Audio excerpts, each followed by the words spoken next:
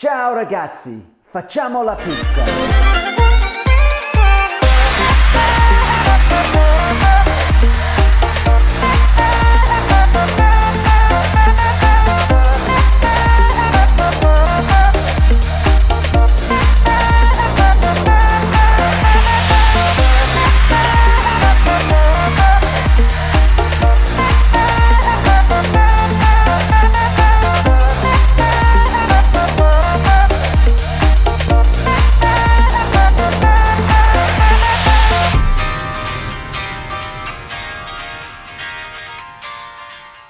Hey guys, welcome back to my kitchen. I hope you've been having an amazing time baking and looking after your sourdough starters. I've seen some fabulous photographs, even some of you that didn't get all of the equipment that you needed or struggled to buy flour at this very strange time have sent me photographs of brilliant loaves of bread. And I'm going to do a quick shots pretty soon and I'm going to put up some of them because they're absolutely amazing. I'm super chuffed and it actually does work like it did in my kitchen. That's what I set out to do and I think it's worked pretty dang well. Any questions about what's going on with sourdough bread, just please message me. I'll do my best to help. But today is all about pizza.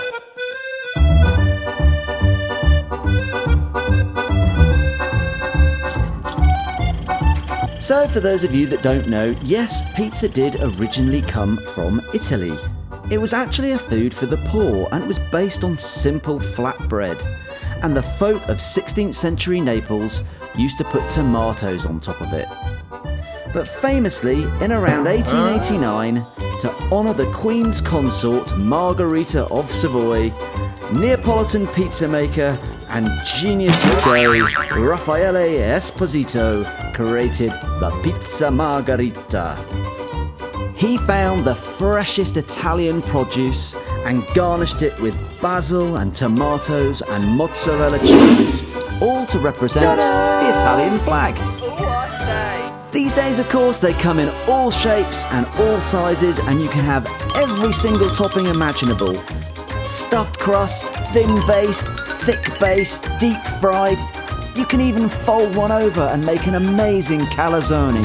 And today we're going to use our sourdough starter to make a super thin pizza base. Hey, great starters. They ain't born great. They just grow great. So I hope you've enjoyed that little piece about where pizzas come from. Today we're going to make sourdough right here in my kitchen and you can do the same thing at home. I did say that I would do it in my wood burning pizza oven outside, so I will show you me doing that, but predominantly I'm going to make a nice margherita pizza using sourdough and I'm going to bake it in my normal bread oven in my kitchen because that's what you guys have at home. All right? The method is pretty much similar. It still takes 2 days to make your dough before it's ready to be used, but the way that we weigh and measure out our ingredients is slightly different. So now I'm going to introduce you to my little secret.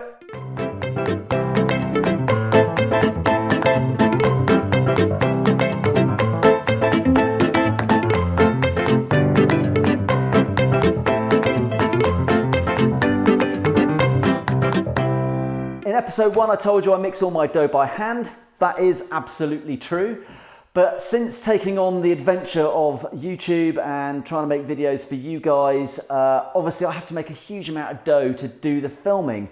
So I got online, I found a really nice guy called Rob Dowling, Dowling Rob on eBay. He is the expert in everything KitchenAid and he has brilliantly supplied me with this professional heavy duty KitchenAid mixer to help me knock up loads of dough. 1, so I can practice, and 2, so I can actually do some filming and give you guys some tips and hints on how to make great food using sourdough.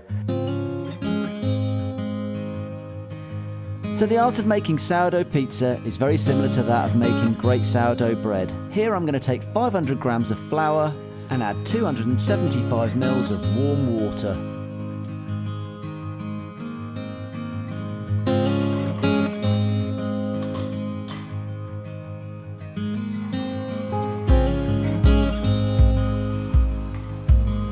Having given it a great mix in the mixer, I'm going to turn it out onto the worktop and really make sure I'm getting some structure into my dough. Then I'm going to set it aside just as I did with my sourdough bread and autolyse it for 3 hours. During that time, you can feed your sourdough starter. We want it really vibrant and bubbly, just like this. A great top tip for you is take a spoonful of your starter and drop it in some water.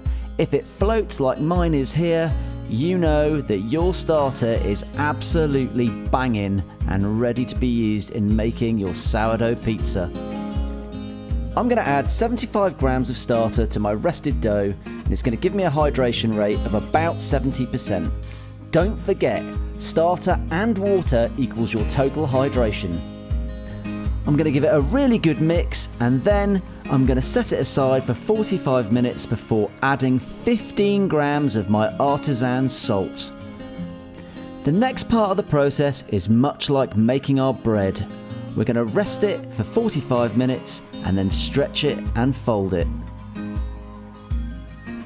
So unlike my bread dough, when I'm stretching and folding pizza dough, I want to do it on a work surface because I like to feel just how stretchy my pizza dough is. The process really is exactly the same as when I make sourdough bread. If you haven't seen my previous videos, go and check out how I do it, and it shows you these techniques. The final fold I'm doing here is what I call the pizza fold. And once I've done this, I'm going to get my dough cutter and cut my dough into 2 roughly the same size pieces. I'm going to dust them with semolina flour. If you can get semolina flour, it really helps with a crunchy base. And then I'm going to put them aside for a minimum of 5 hours, but ideally overnight.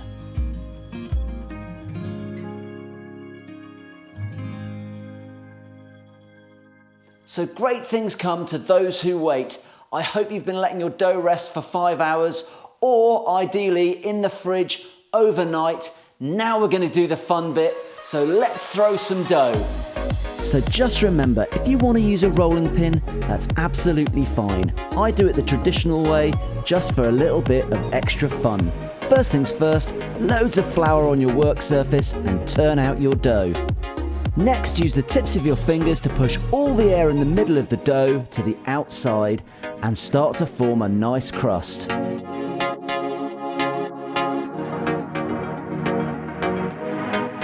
Now, doing that alone will not give you a really thin pizza base. You're going to have to pick your dough up and throw it around.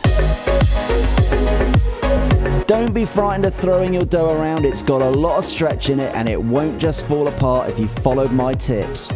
I just gently throw it from hand to hand, and then a couple of spins up into the air like this will start to develop a really thin base.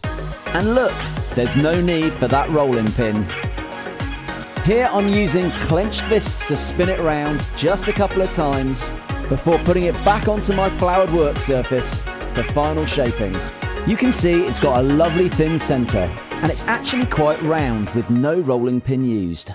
A good tip is to put it on a baking tray or pizza peel before you do your topping to make it easier to handle. Toppings wise, of course, you can use whatever you like, but I'm just going to stick with amazing tomatoes, fresh basil, mozzarella cheese and olive oil.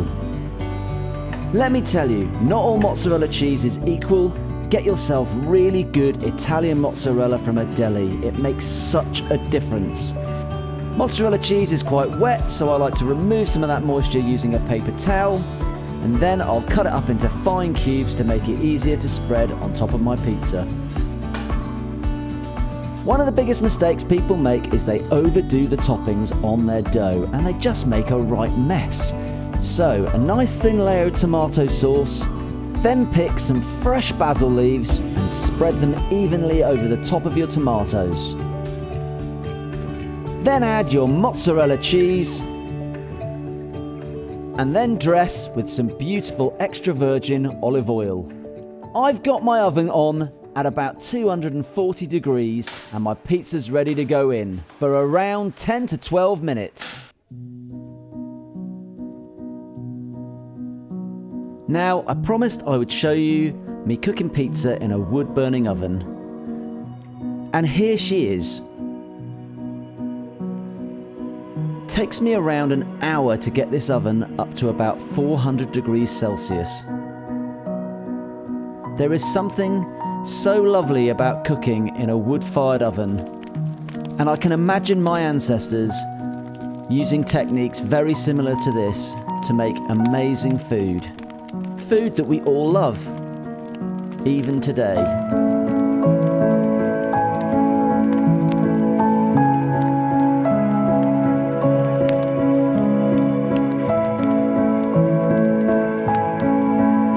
So what is it about cooking on a wood-fired oven that makes pizza so good?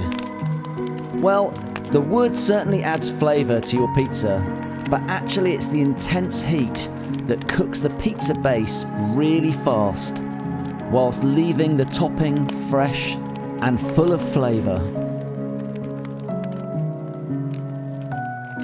Now my pizza will take about 90 seconds to cook in my wood-fired oven, and in my electric oven about 12 minutes.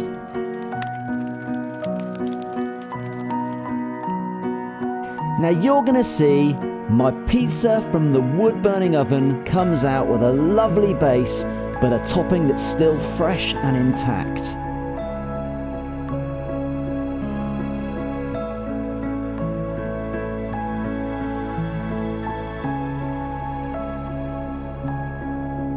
Whereas the pizza from my electric oven just cooks and melts that topping a little bit more. They both taste fantastic, they just cook the pizzas in a different way.